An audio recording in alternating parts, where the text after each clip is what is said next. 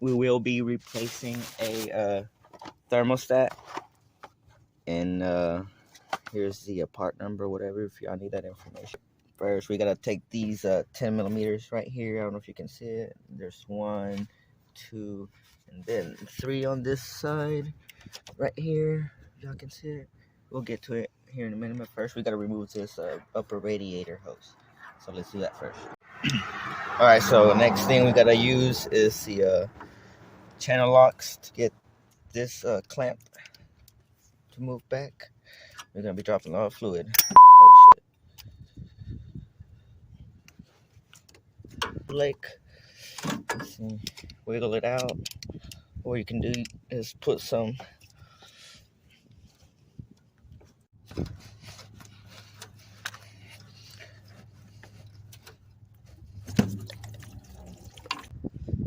then just set the hose aside so that way you can get to the bottom one down.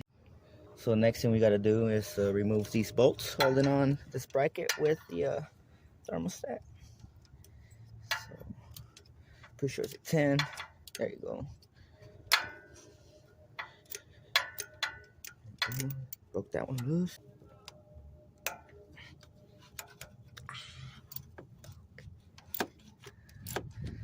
So all you gotta do is proceed to take them out the rest of the way.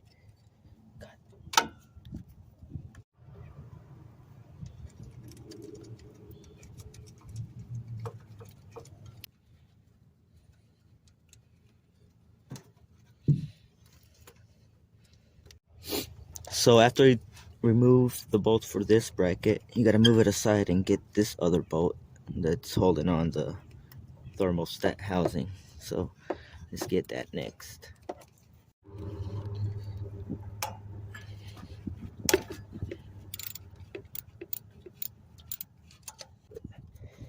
What she said. We can manage. So once you have all the bolts out, last thing to do is just remove the housing. You may need to pry it. Oh, or not. We got it. There you go. And the thermostat sits right there.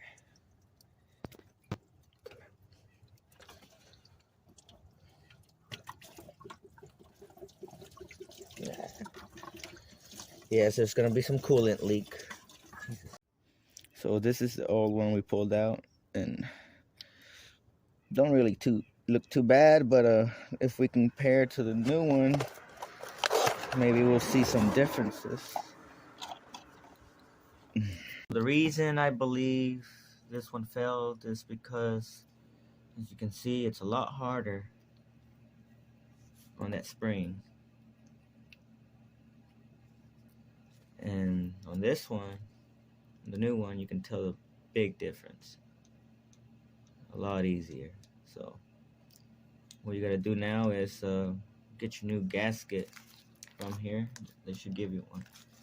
And you gotta put it in between that little slot right there. I don't know if y'all can see it. Can you see it? That slot right there.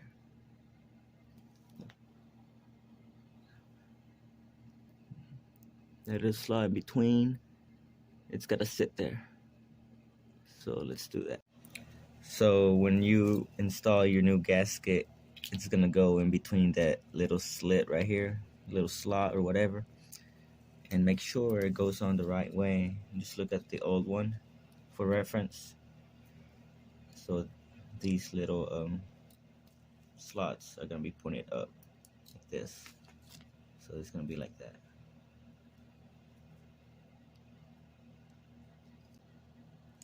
Just like that.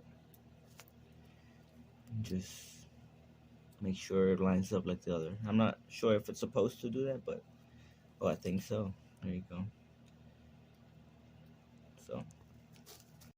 So next thing you want to do is make sure your surfaces are clean, and on this one it looks pretty clean, so make sure just nothing's sticking out. That'll keep you from closing up real good. So okay, let's do this real quick.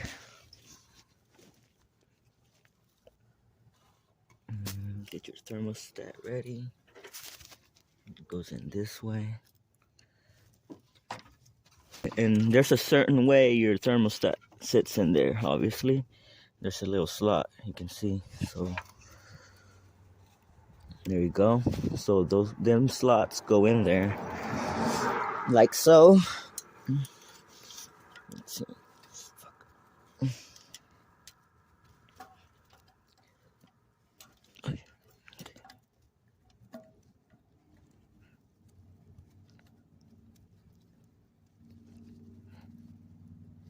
There you go. It should sit on like that. Next thing you want to do, just go ahead and put your thermostat housing on there and bolt it down. So next thing you're gonna do is just line up and pull your bolts through. That way it holds it, and you'll be able to get the other one in.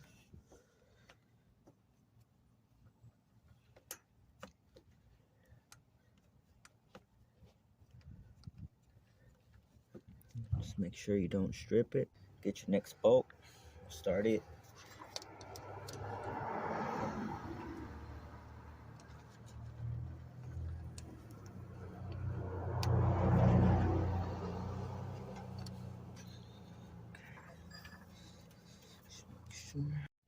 Now after you put your bolts in and start them off by hand, all you gotta do is wrench it back down. And these shouldn't be on there too tight.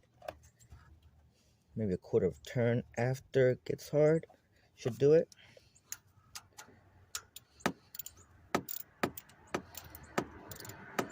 And this little ratchet, this little quarter ratchet, came in handy this time.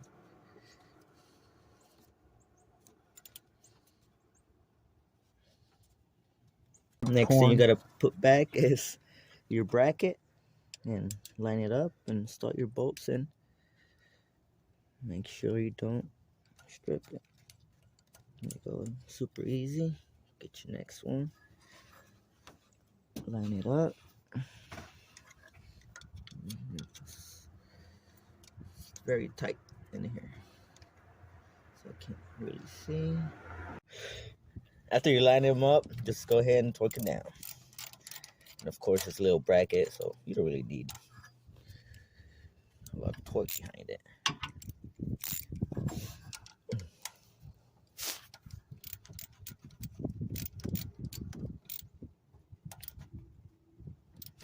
It's just on there to hold on your sensors, so. Alright. Next thing you gotta do is reconnect your upper radiator hose.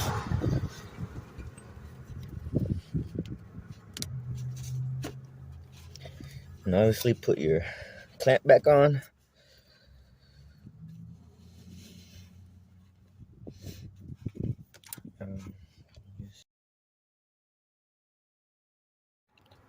So after you've done any maintenance on your cooling system, maybe like changing your thermostat, obviously you definitely want to refill all the coolant that you've lost. So this is a perfect tool right here. And now we're going to start it so the pump can run and let it burp.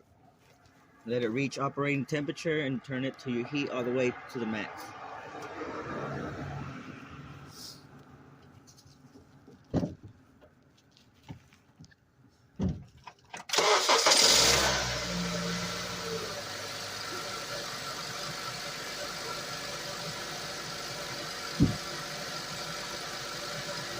Until the bubbles go away, then you know you have bled all the air out of the system.